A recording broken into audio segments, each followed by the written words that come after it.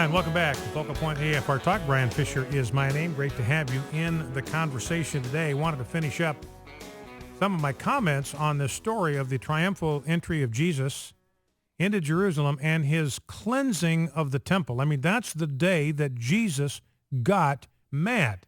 No more gentle Jesus, meek and mild. And part of what I want to emphasize here is that we have a feminized version of Christianity that has virtually taken over the evangelical church in America. It's soft, it is harmless, it is ineffective, it is powerless because there's no masculine virtue in it. There's no strength, there's no courage, there is no call for justice, there is no confrontation of evil, no confrontation of injustice, no courage to speak the truth to political power like we see in the prophets of the Old Testament. It has been feminized. It has been softened. And I want to be careful here. I mean, there are feminine virtues that are Christ-like virtues. Virtues such as forgiveness and patience and kindness and openness and love and compassion. All of those are great Christian virtues. But what we have done in the church, in our contemporary version of Christianity, is we have made the feminine virtues of Jesus Christ and Christianity the only virtues of Jesus Christ and Christianity. But there are a range of masculine virtues that are just as much a part of who Christ was as the feminine virtues. There is strength, there is courage, there is boldness, there is the willingness to confront evil, there is the willingness to speak truth to power. There's even the willingness where it's appropriate to use force as Jesus did. This was a violent act in the temple. He's going through there with a whip. He's going there turning tables upside down. You got sheep and oxen running through the place, birds flying everywhere, tables. Looks like a bar fight. You got tables everywhere. You got money kind of rolling across the floor of the temple. This is Jesus doing. So there was this day when he got mad. He got angry. And, he said, look, this is my house. The Sadducees wanted to know, who gave you the authority to come in here and do this? And Jesus is telling us, this is my house. Now, somebody comes into your house and they mess it up. Do you have the right to go in there and clean up the mess and get rid of them, tell them to get lost? Absolutely, you do. So Jesus had every moral right because he said, look, this is my house. And you've turned it into a place where people are getting ripped off. So I think we need to be sure that in our understanding of Christianity, we don't just elevate the feminine virtues, but we maintain them in balance with the masculine virtues, such as a call to justice. And that's what we see in this story right here. Love to get your reactions to all of this. 888-589-8840 is the number to call, 888-589-8840. And there's an interesting thing that I want to touch on that comes out of this as they are coming back into the city the next day. This is after Jesus had gone into the temple. He had cleaned the place out. They saw this fig tree, and it was a fig tree that was in full leaf. And Jesus goes over to the fig tree because he was hungry, hadn't had breakfast. Here's a fig tree that looks like a place where you can find fruit. Goes over there, and he finds out that it is nothing but leaves. And so he speaks to the fig tree, another place where we find that it was not even the season for figs. So Jesus knew he wasn't going to find figs on that tree. This was done as an object lesson for his disciples. So he goes over to the tree looking for figs. He probably made a point of rooting around in the tree and pulling aside the branches and the leaves, looking for fruit, finds none, completely barren, sterile. And so he steps back and he curses the tree. He says to the tree, may no fruit ever come from you again. And the fig tree instantly withered. Overnight, it withered. They came back the next day, and that thing had withered from the roots up. And you look and say, what was the point of that? What is that all about? Well, he gives he explains in the next section. He says, truly I say to you, if you have faith and do not doubt, you will not only do what has been done to the fig tree, but even if you say to this mountain, be taken up and thrown into the sea, it will happen. And whatever you ask in prayer, you will receive if you have faith.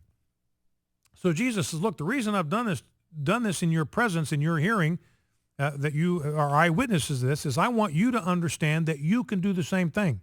By faith, you can cause a fig tree to wither. You can say to a mountain, be thrown into the sea, and it will happen for you. Now, Jesus says, you can say to this mountain, be taken up and thrown into the sea. Now, here's what I think the larger flow of thought is here. When Jesus went into the temple, now the temple was like that fig tree. Here's where I think this all ties together. The temple was like that fig tree. People looking at it from a distance as they're coming into Jerusalem, you got the sun reflecting off the gold leaf in the temple. It's a magnificent structure. It's a majestic structure. At the very heart of it is a place where sacrifices are offered to the living God. In the heart of that is a place where the very presence of God is manifest on earth.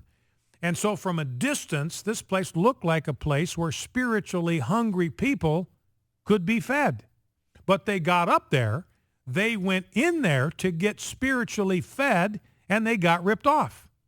And when Jesus went through there and turned over the tables, he essentially was saying to the temple, may no one ever eat fruit from you again. He was pronouncing a curse on the temple and praying that no one would eat fruit from that temple again. No one would come there for spiritual nourishment because it was all a fraud. It was all a sham. And the reality is that the curse of Jesus, the prayer of Jesus, was answered, but it was not answered until 70 A.D. And remember, Jesus said, you can say to this mountain, Mount Zion, the Temple Mount, you can say to this mountain, be taken up and thrown into the sea, and it'll be done. And so what Jesus did in 33 A.D. is he prayed that prayer. He spoke to that mountain, and he said, may you be cast down. May no one eat fruit from you again, just like they are not going to be able to eat fruit from the fig tree. And the fig tree withered overnight. The Temple Mount, survived until 70 A.D. That mount, Mount Zion, the Temple Mount, was not thrown down for 37 years. So when Jesus says, if you have faith, you can do the same thing, what he's talking about is a patient faith. You know, we get motivated to engage in intercessory prayer. We hear a sermon about intercessory prayer. We read a book on intercessory prayer. We hear somebody on the radio talking about intercessory prayer. We get motivated, and boy, we pray up a storm. And then we get up the next day and nothing has changed. Everything's exactly the same. And we say, well, that didn't work. And Jesus says faith, the kind of faith that can move mountains, is the patient faith where you continue to believe that God can do the impossible thing. And you refuse to give up on God's capacity to do more above and beyond all that we could ask or even imagine. Now, in Jesus' case, he had to wait 37 years for that prayer of his to be answered. Now, I'm guessing a lot of people that are listening to me right now, you've got some kind of mountain in your life that looks impassable. It looks immovable. You don't see a way over it. You don't see a way through it. You don't see a way under it. You don't see a way around it. And it can be pretty discouraging. It can be pretty defeating. You can get pretty discouraged about it, and you have to kind of drag yourself along. It just doesn't seem like there's a reason to be optimistic or hopeful about what you're dealing with. And Jesus says, look, you just have faith. Keep believing that mountain that's in front of you, God can take care of that mountain, and God in his timing will, in fact, take care of that mountain for you. And sure enough, 70 A.D., the Roman soldiers came in. And again, this is another indication. We don't always know how God is going to answer our prayers.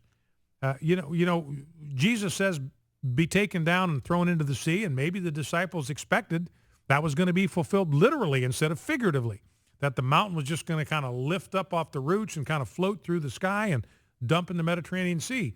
Well, the way in which that prophecy was fulfilled was when the Roman soldiers came into Jerusalem in 70 A.D. They burned the place to the ground. They pried the stones apart to get the gold that had melted down into the cracks between the stones until literally not one stone was left standing upon another. But again, 37 years for that prayer to be answered. So I don't know what you're praying about. I don't know what you're praying for.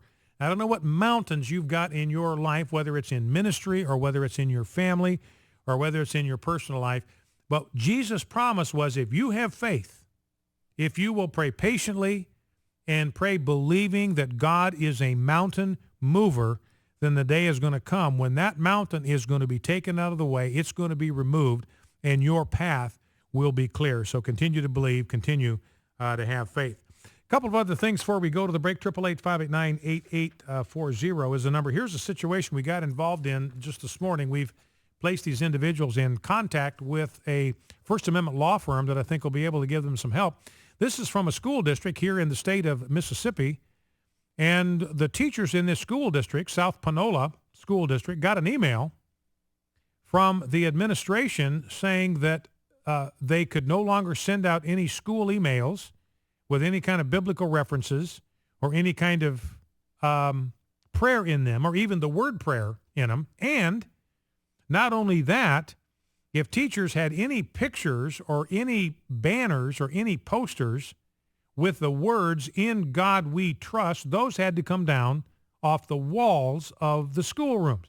Now, "In God We Trust," that is a matter of law. That is our official motto. That's been passed by the Congress of the United States, signed into law by President Eisenhower. That's the law.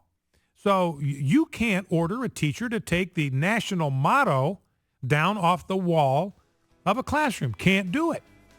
So we're going to get them some help and see if maybe we can talk some sense into the school administration there. And then I want to let you know I got an email from Robert Jeffress this morning, the pastor of Dallas First Baptist Church. Remember, we sent out an action alert encouraging people to contact First Baptist Church and thank the church and thank Robert Jeffress for his support. And here's the email I got this morning from Robert. Brian, can't thank you enough for your support. I know you all are catching flack for it, but you have a whole host of supporters as well. Yesterday alone, we received 7,000 supportive emails from your base. And then he finishes with a personal note. So our gratitude to all of you that weighed in and contacted the church and said, we thank Robert Jeffress for standing for the truth. Focal Point AFR Talk.